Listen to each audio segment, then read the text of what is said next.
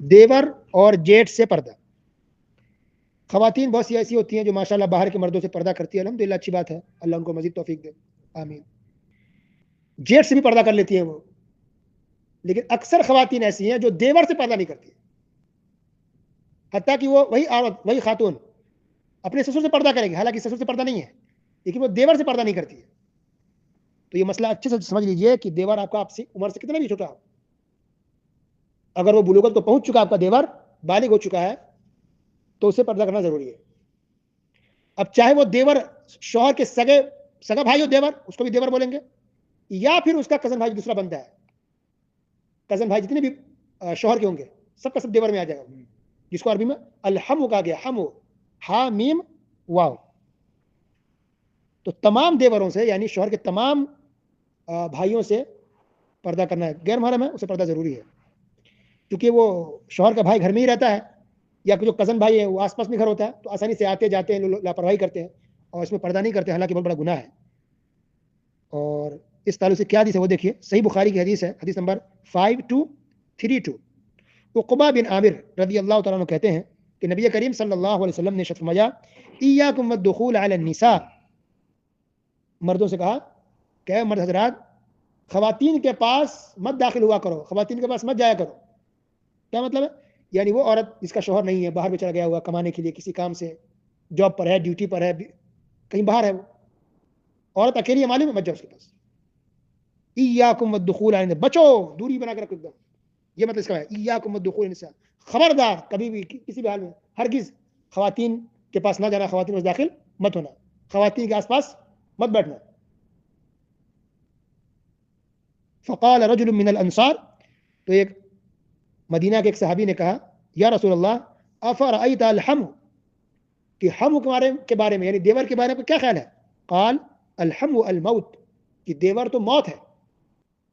اللہ اکبر, یعنی دیور بھی ہے, اس سے بھی پردہ کرنا ہے. اب دیور کے لیے بھی اجازت نہیں کہ بھابھی کے پاس جائے, اب بھابھی کے لیے بھی درست نہیں ہے کہ وہ دیور کے پاس بے پردہ رہے, یہ موت ہے.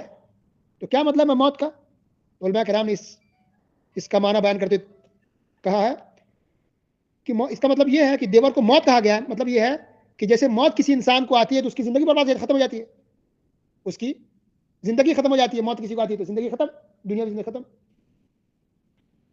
تو اگر کوئی دیور اگر بھابھی کے پاس آتا ہے, بھابھی دیور کے پاس جاتی ہے, تو اس سے اس کا ایمان خراب ہو جائے گا, اس کا ایمان برباد ہو جائے گا, اس کا دل خراب ہو جائے گا, اس کی عزت خراب ہوگی.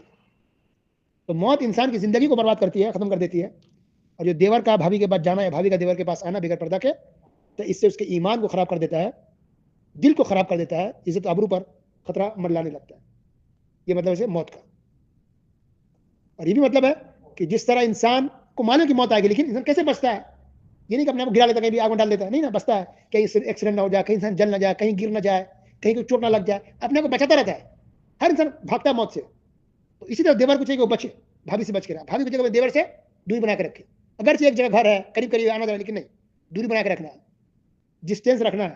جیسے کورونا کیسے انسان دوری بنا کے رکھے, ہر انسان چاہے اپنی جان کو بچائے, تو بچانے کی کوشش انسان کرتا رہا. یہ خطرناک معاملہ ہے. تو الحم الموت, کہ جو دیور ہے وہ تو موت ہے, یہ خطرناک معاملہ ہے. یہ دیور کے لیے بھی جائز نہیں کہ بیوی بھابھی کے پاس جائے, بھابھی کے لیے دوسرے کو دیور کے پاس بغیر پردہ کیا ہے, پردہ ضروری ہے. تو جیسے باہر کے مردوں سے پردہ ضروری ہے, اسی طرح سے دیور سے بھی پردہ کرنا ضروری ہے. یہ ہندوؤں کے اندر یہ معاملہ ہے, سلسلہ ہندوؤں کے اندر, ہندوؤں سے کلچر مسلمانوں میں ہے. ہندو میں کہتے ہیں کہ چلو دیور ہے, کوئی بات نہیں ہے, ٹھیک ہے, اور وہی مسلمانوں نے ہندو سے سیکھا ہے. اس لیے کچھ مسلمان یہ بھی کہتے کوئی بات نہیں, تو دیور ہے نا.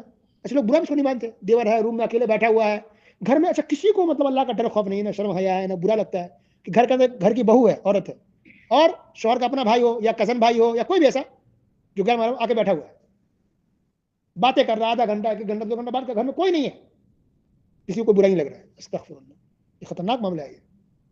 تو اس سے گھر والوں کو چاہیے کہ وہ بچیں, تعلیم کو بڑھائیں. اور یہ جو کچھ لوگ کہتے ہیں کہ نہیں بھابھی پر آدھا حق ہے, یہ تو استغفر اللہ, خطرناک بات ہے. ایک تو انسان گناہ کر رہا ہے حرام, اپنے حرام چیزوں انسان اگر حلال سمجھ لے تو یہ کفر ہے. کیسے بھابھی پر کسی کا آدھا حق ہو سکتا ہے؟ ایک اور صرف ایک انسان کا حق ہوتا ہے, وہ شوہر ہے بس. تو بھابھی پر آدھا حق بولنا, یہ تو خطرناک مطلب اس کا نکلتا ہے. یہ گناہ ہے بولنا, یہ جملہ بولنا ہے, یا ایسا تصور کر کے بیٹھ جانا کہ بھابھی پر آدھا حق ہے, یا دیور ہے, کوئی بات نہیں, چلو بھابھی ہے, مذاق کر لے تو کوئی بات نہیں, بھابھی تو ہے, چلتا ہے, نہیں چلتا ہے, گناہ ہے. کہیں اسلام میں نہیں کہا گیا ہے کہ بھائی تو چلتا ہے، دیور تو چلتا ہے اور لوگ گھر والے دیکھ رہے ہیں، آ رہا ہے جا رہا ہے، اس کو برا نہیں مان رہا ہے. بہت بڑا گناہ ہے یہ. گھر والوں چاہیے کہ توبہ استغفار کر اللہ سے معافی مانگے اور برا نہیں مانے. کوئی بھی کزن آ رہا ہے اس کو منع کہ نہیں یہ اسلام میں حرام ہے، اب تک تم آگے ہم لوگ کو پتہ نہیں تھا، اب علم ہو گیا نہیں، اب گھر میں نہیں جانا، روم کے اندر نہیں جانا، اکیلی عورت ہے، اکیلی بہو ہے، اس کے پاس نہیں بیٹھنا، چاہے برا مانے دے. مگر ایک انسان کو راضی کرنے کے لیے، کزن کو راضی کرنے کے لیے، بھائی کو راضی کرنے کے لیے، بھتیجا کو راضی کرنے کے لیے آپ کیا مطلب حرام کم کر لیں گے؟ اپنی اور اس عورت بیچاری کی بہو کی عزت آبرو یا کہ ایمان کو خراب کریں گے؟ اس دونوں گنہگار ہوگا نا. اگر بے پردگی ہوتی ہے تو دونوں گنہگار ہوگا، کوئی ایک نہیں. اس لیے بھابھی پر کوئی ادا نہیں ہے سب بلکہ کرائم ہے. اللہ کے رسول نے کہا کہ تو موت ہے، موت.